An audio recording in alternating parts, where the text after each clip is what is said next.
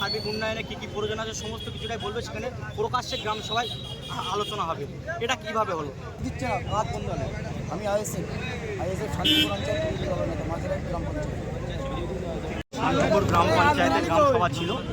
সেই গ্রাম সভায় প্রত্যেক পঞ্চায়েত সদস্যরা ছিল, পঞ্চায়েত সমিতির মেম্বার ছিল, আমি ছিলাম।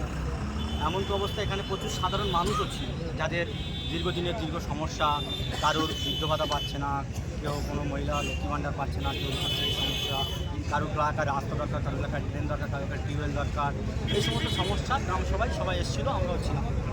আজকে সভা পরিচালনা করেন আজকের আমাদের পঞ্চায়েতের প্রধান সাহেব।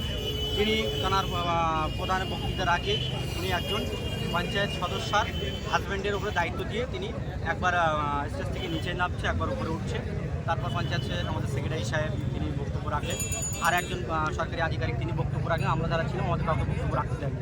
এমন তো অবস্থায় একজন আমাদের বক্তৃতা রাখছিলেন একজন সরকারি প্রশাসনিক পঞ্চায়েতের, যে আগামী বছর কী কী কাজ হবে, কোথায় কোথায় কাজ হবে, কত টাকায় হয়েছে, এই সমস্ত বিষয়ে বক্তব্য রাখছেন।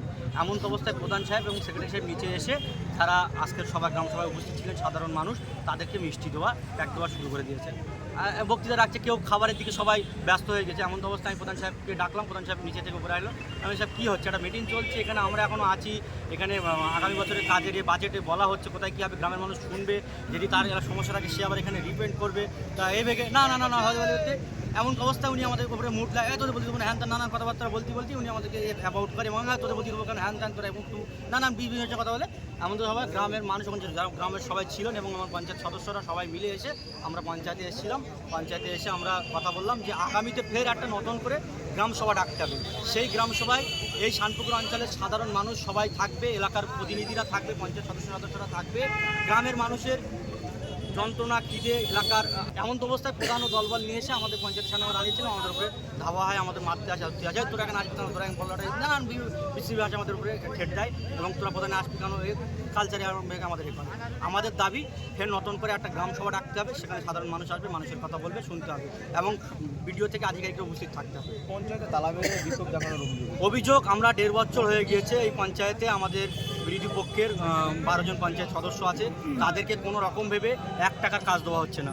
বাকি 18 জন যে গ্রাম পঞ্চায়েত সদস্য আছে সেই সমস্ত কাজ তারা ভাগ করে নিচ্ছে।